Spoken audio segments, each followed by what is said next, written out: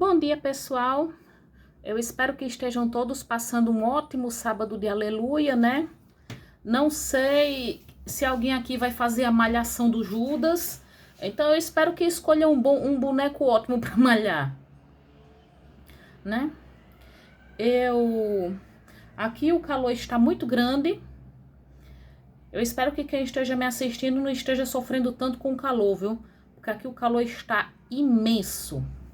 Assim, e eu quero aproveitar para dizer, né?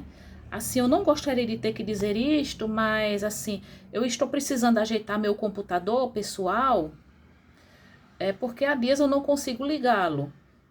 Aí assim, eu vou deixar meu Pix aqui, né?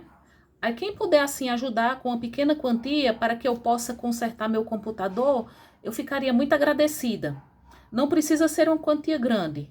Uma quantia pequena é boa, né? O pouco de um é o muito de todos, né? E no final são pessoas que ajudam pessoas.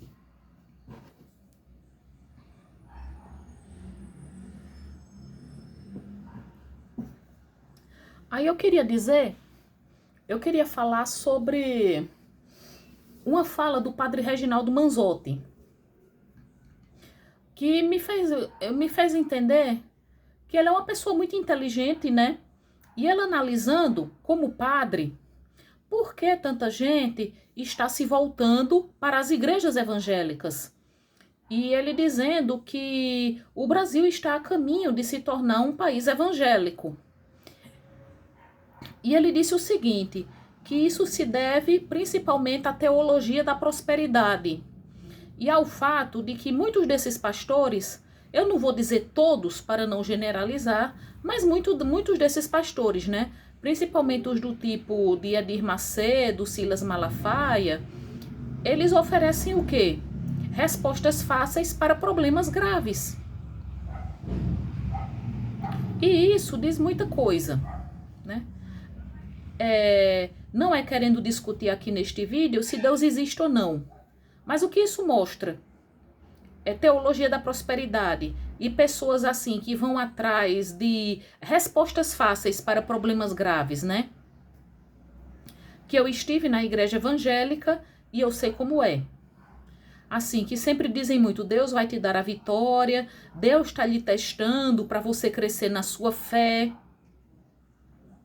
Não se preocupe, que tudo acontece com um propósito, mas assim, a sua vitória será grande. Um dia você vai estar dando o seu testemunho.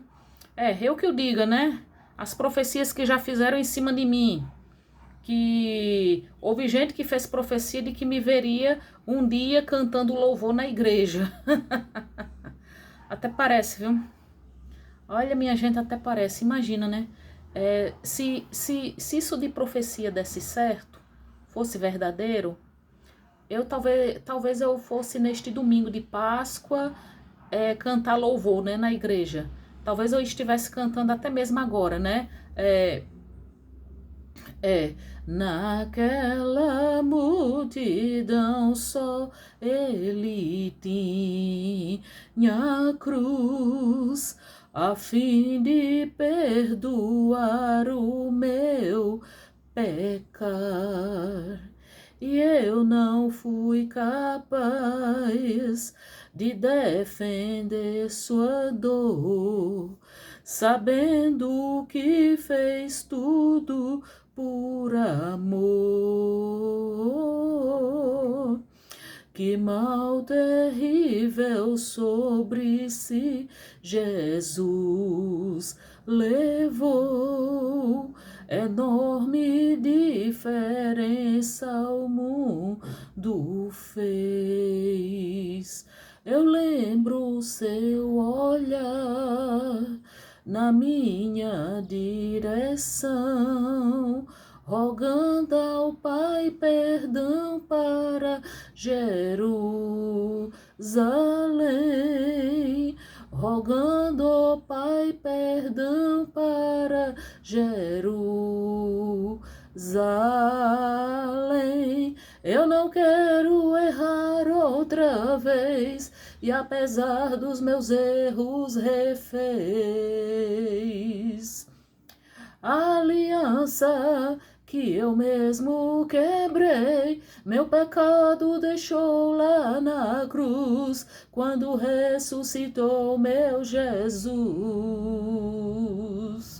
Minha vida começou outra vez, né? Eu não poderia estar agora, e cadê? Onde é que eu tô?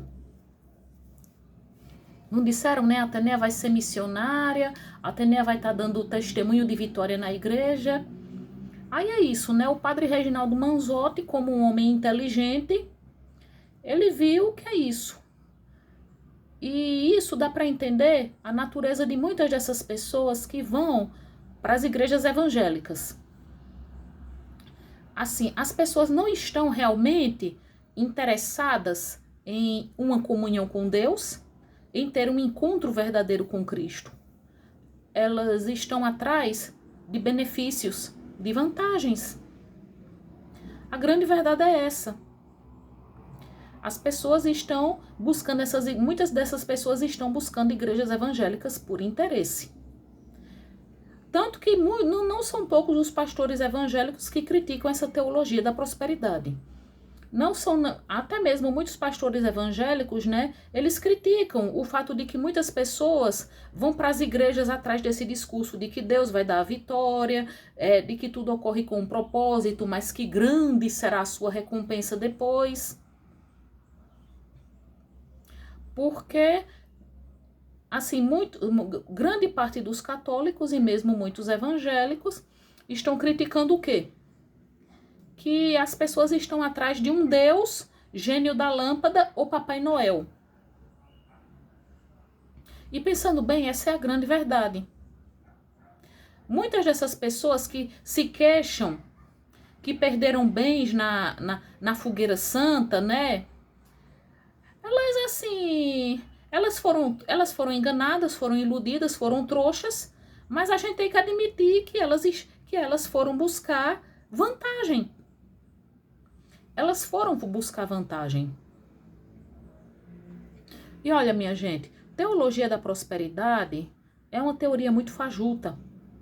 Essa teologia da prosperidade é o seguinte, ela no final é barganha. Você dá um Fusca esperando receber uma limusine.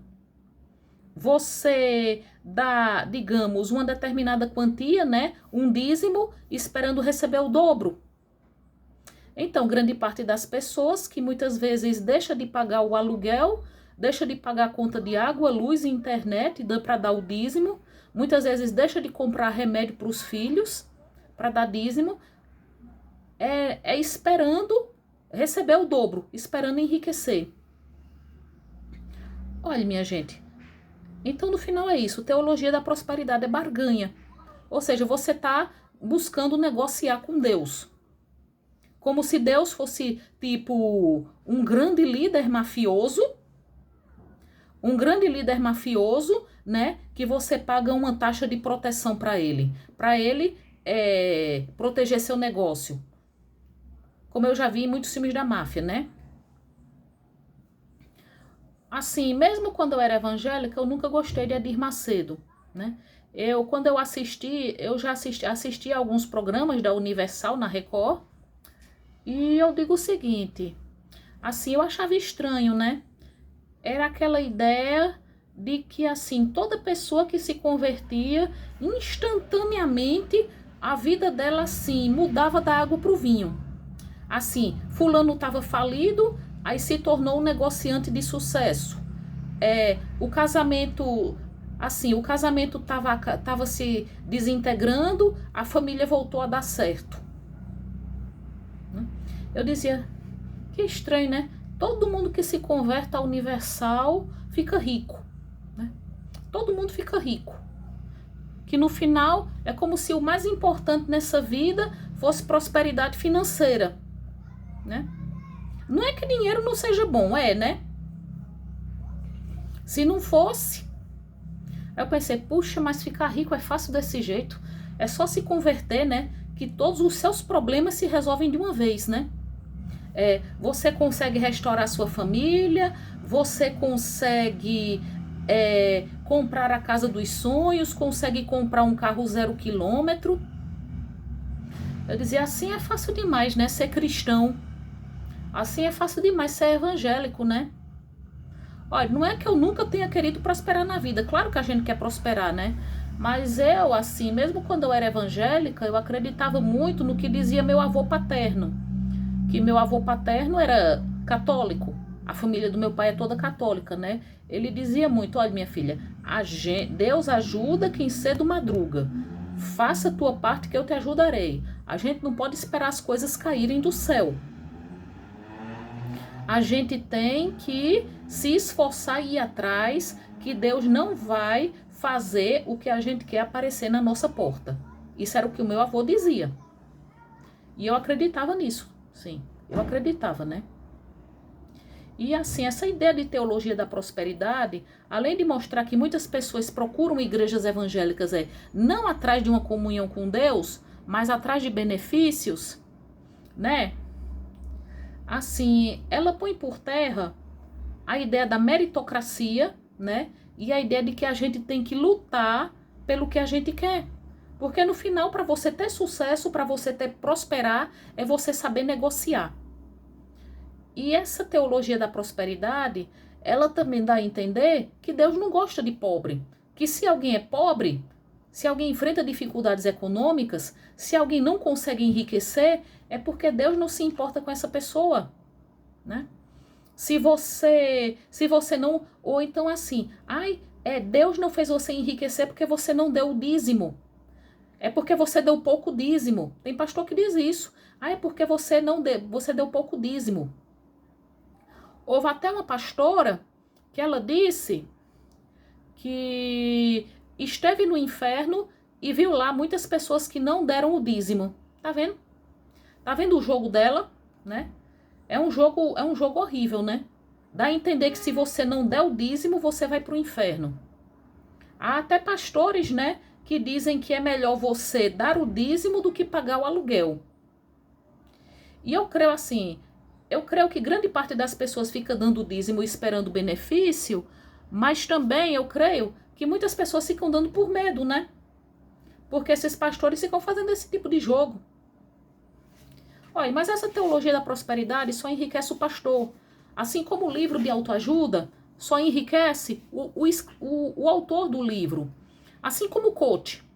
Aquele Pablo Marçal, que é um notório picareta, né? Fica ensinando técnicas para enriquecer.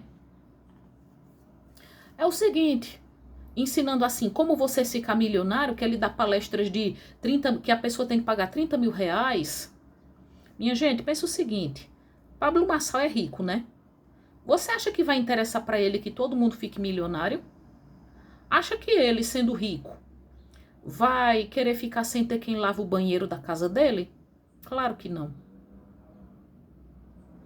Nenhuma pessoa que tem dinheiro, né, que tem muito dinheiro, vai querer fazer serviço doméstico, vai querer lavar o próprio banheiro. Eu mesma não gosto de fazer serviço doméstico, eu faço porque tem que fazer mesmo. Porque eu mesma, quando eu era criança, meu sonho era ter uma empregada doméstica tipo a Rose dos Jetsons. Mas enfim, voltando ao assunto, né, eu me desviei. Peço que me perdoem. É isso, essa teologia da prosperidade, além de dizer que você tem que barganhar com Deus para vencer na vida, ela põe por terra a ideia de que a pessoa tem que se esforçar. No final, para você vencer e enriquecer, você tem que saber barganhar, né? Tem que saber barganhar. E que Deus é esse que para você ter amor por ele, você tem que dar dinheiro para ele, hein? Que Deus é esse que só vai acreditar que você tem amor, que você tem fé, se você, digamos, tirar dinheiro até de onde não tem para pagar dízimo, hein? Que Deus é esse? Que Deus é... E que história é essa, né? Eu não tenho nada contra quem é rico. Eu respeito a pessoa que enriqueceu trabalhando. O que eu não gosto é desses pastores que chegam, né, e ficam usando esse papo do dízimo para enganar os trouxas. E no final que só quem enriquece é eles. Eu já vi no Fuxico Gospel, o André Valadão, ele tem Rolex de 90 mil reais. O Silas Malafaia, Aline Barros, Fernanda Brum, Eixila. Então, meu filho, deixe de ser trouxa. Não vai ficar dando dízimo a pastor, não, deixando de pagar aluguel.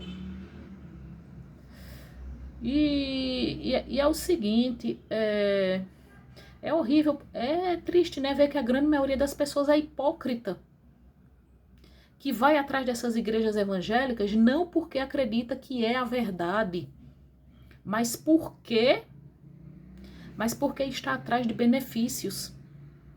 Padre Reginaldo Manzotti, ele é muito inteligente, ele viu a verdade.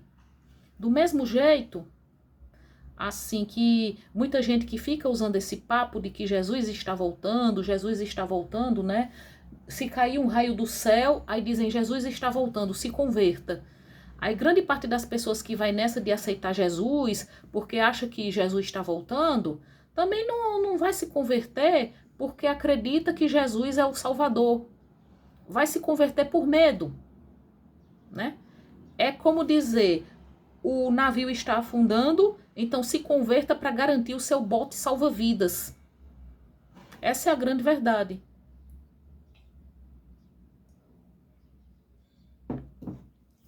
O argumento da teologia da prosperidade, ele é tão fajuto quanto o argumento de que tudo é no tempo de Deus.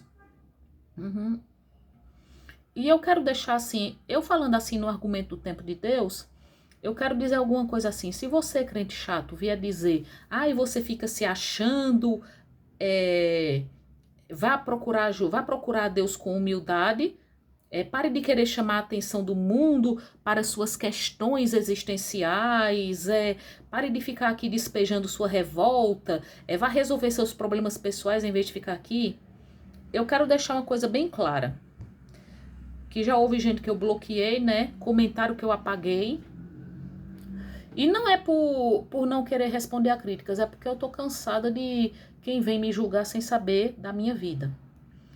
Eu já tive a minha revolta, claro, quando eu achava que Deus não se importava, porque eu ainda acreditava nele. E quando eu divido minhas experiências aqui, não é querendo chamar a atenção dos outros para minhas questões existenciais. Eu faço isso para que as pessoas entendam o quanto esses argumentos fajutos de crentes prejudicaram minha vida, me levaram a andar por um caminho errado que me atrapalhou. Eu quero impedir outras pessoas de sofrerem o que eu sofri. Eu passei pela fase da revolta, passei sim. Mas hoje não é mais revolta, é querendo mostrar assim, a inconsistência de muitos desses argumentos usados pelos crentes, para que você, que seja crente e talvez esteja com dúvidas, entenda o que eu passei para você não sofrer o que eu sofri, para que você não perca tempo como eu perdi. Eu quero que você entenda isso. Houve uma vez um sujeito assim que ele disse para mim, olha, pare de querer chamar a atenção do mundo para suas questões existenciais, vá buscar ajuda médica ou procura Deus com humildade. Agora é terrível isso, né? Uma pessoa não conhece você, aí acha que tem que lhe dizer o que fazer, né? Olha, problemas todo mundo tem, mas os nossos problemas não são da conta de ninguém, né? Aí eu já falei, né, de como essa questão da teologia da prosperidade, ela é fajuta, né? Ela dá a entender que ela é uma barganha, ela na verdade é barganha, e assim fica dando a entender que para você conseguir as coisas você não tem que lutar, mas tem que saber negociar com Deus. E põe por terra essa outra teoria que põe por terra a ideia de que você tem que se esforçar para lutar, que põe por terra meritocracia, que transforma o seu esforço em nada, é essa ideia de que Deus tem um tempo certo para tudo. Que foi o argumento que mais me deu raiva, né? E que hoje, quando eu falo sobre ele, é para que vocês vejam como a gente não pode confiar cegamente em coisa de crente. Que eu já falei, né? Essa ideia de que Deus tem um tempo certo para a gente acontecer nas nossas vidas, ela derruba a teoria do livre-arbítrio, porque dá a entender que Deus fica manipulando nossas vidas para que as coisas aconteçam no tempo que Ele quer. Dá a entender que quando a gente nasce, Deus já decidiu. Vai acontecer isso na sua vida em um determinado tempo. Ou seja, não há livre-arbítrio, porque quando a gente nasce, Deus já determinou o que vai acontecer na nossa vida e quando vai acontecer, né? Essa ideia de que Deus tem um tempo certo para tudo, um senhor que comentou um post meu no meu Facebook, ele disse, transforma a ideia do esforço numa piada cósmica. Porque veja, digamos, você quer passar num concurso, aí você dá o seu sangue todos os dias se matando de estudar. Mas Deus, por algum motivo, decidiu que você só vai passar, digamos, depois de alguns anos. Aí de nada adianta o seu esforço, de nada adianta o quanto você vai lutar, o quanto você vai se sacrificar, que Deus não vai permitir que você passe. Ele vai ficar deliberadamente impedindo você de progredir na vida, impedindo você de alcançar seus objetivos enquanto não chegar o tempo certo dele, né? Ou seja, todo o seu esforço será em vão. Aí no final, se você não conseguir, digamos, passar num concurso ou no Enem, não é, digamos, porque você não estudou o suficiente ou porque digamos, caiu alguma coisa que por acaso você não estudou, não observou direito, né? No final não foi demérito seu, foi simplesmente porque Deus achava que não era seu tempo. Aí se fulano passa, fulano consegue aquela vaga que você queria, não foi porque, digamos, ele conseguiu se preparar melhor, não foi porque ele estudou mais, não foi, digamos, porque ele dispôs de cursinho, ele dispôs de material atualizado, mas porque simplesmente Deus decidiu que já era tempo dele passar. Ou seja, não foi mérito dele, foi simplesmente porque, como Deus achava que já era tempo dele passar, aí Deus mexeu os pauzinhos, mexeu nas leis do universo para favorecê-lo. Então, Deus agindo assim, permitindo que uma pessoa consiga logo algo, mas outra não, ele está agindo com favoritismo, não está agindo com justiça. Assim como uma vez um questionamento que eu lancei, por que Deus acha que Maria pode conseguir logo um marido, casar com 25 anos, mas Joana terá que esperar até os 40? Que critério ele usa para isso? Hein? Estão vendo como esse argumento do tempo de Deus é fajuto? Imagine, você quer conseguir uma coisa e outra pessoa fica impedindo você de conseguir, fica atrapalhando o seu caminho. Isso é cruel. Eu não estou falando isso com raiva, estou usando argumentos para que vocês entendam que esse argumento do tempo de Deus, ele não tem consistência. Também não tem consistência o de que Deus faz tudo com propósito, né? Porque não cabe livre-arbítrio. Porque se Deus faz tudo com um propósito, a gente pode dizer que Judas não pode ser responsabilizado por ter traído Jesus. Porque já estava prescrito. Então Judas agiu como um ator que faz o que está escrito no roteiro. Se Deus faz tudo com um propósito, então a gente está só agindo como o ator numa peça de teatro, num filme. A gente não pode ser responsabilizado pelo que faz, né? Simplesmente isso. Que, por exemplo, é aquela história de Sansão e Dalila. Porque muita gente diz que a história de que Sansão foi besta de ter traído Dalila. Eu até uma vez eu contestei uma pessoa dizendo que a onisciência de Deus não serve para nada. Porque Deus não mandou um anjo alertar Sansão para não confiar em Dalila. Né? Mas assim, Se Deus faz tudo com um propósito, então ele já preparou tudo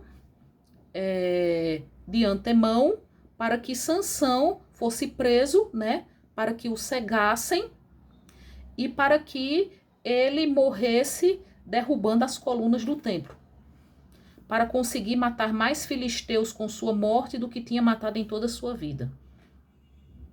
Imagine, hein? Você saber que alguém já planejou de antemão como o que você vai passar na sua vida e como você vai morrer. Se Deus faz tudo com um propósito, então ele preparou tudo antecipadamente para que Sansão fosse traído por Dalila, preso pelos filisteus e acabasse morrendo derrubando as colunas do templo para matar todos os filisteus junto com ele. Não é? Se Deus faz tudo com um propósito, ele planejou para que os irmãos de José, filho de Jacó, né, com raiva dele, porque ele era o preferido do pai, o traíssem e fizessem que ele fosse levado ao Egito como escravo. Então, no final, aí, cadê essa onisciência de Deus também, né? Porque José salvou o povo hebreu da fome, mas depois os hebreus foram escravizados. E Deus permitiu que isso acontecesse sendo onisciente.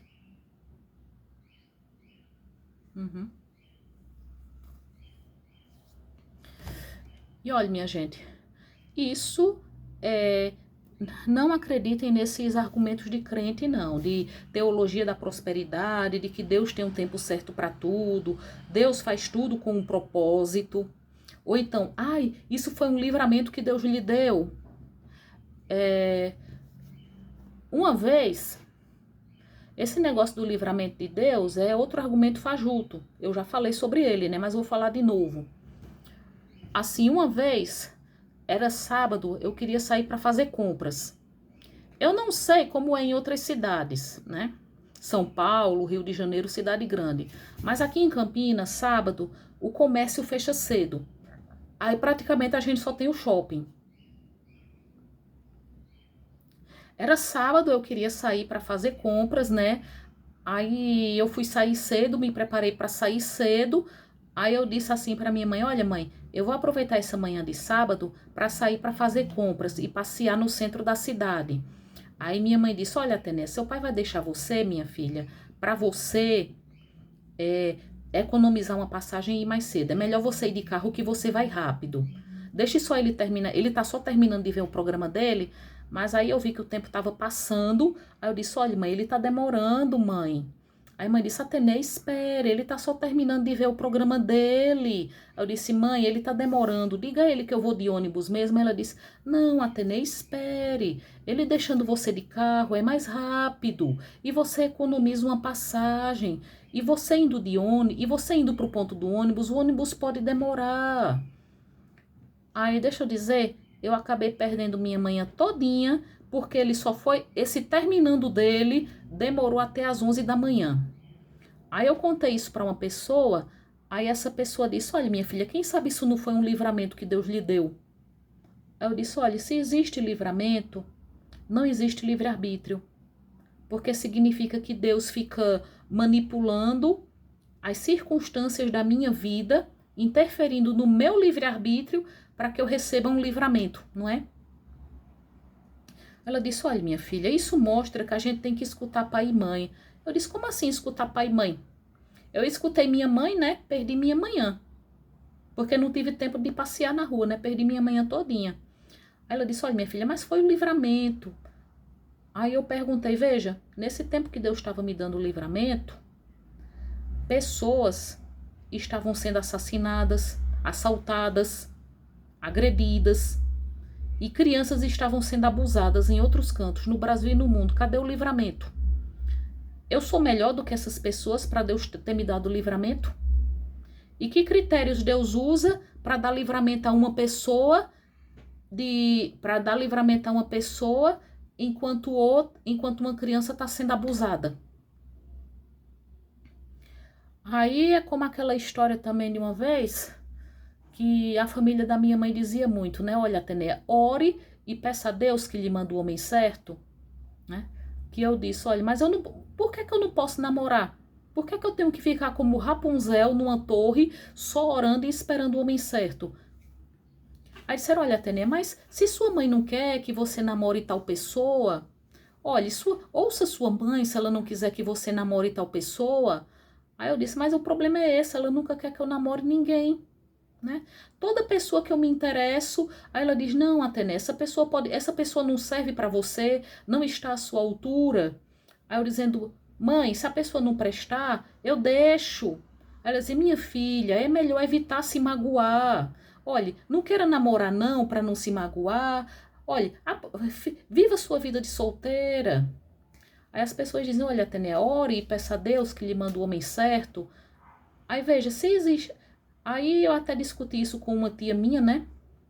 Irmã do meu pai, católica. Ela disse, meu Deus, Atene, que absurdo é esse? E Deus vai mandar um príncipe encantado num cavalo branco, bater na porta da sua casa? Ela dizia, meu Deus, Atene, que besteira esse negócio, né, de esperar o tempo certo de Deus. Quer dizer, você ter que ficar como Cinderela numa torre esperando que um dia apareça. Isso de Cinderela numa torre nem é um argumento que nem procede, né?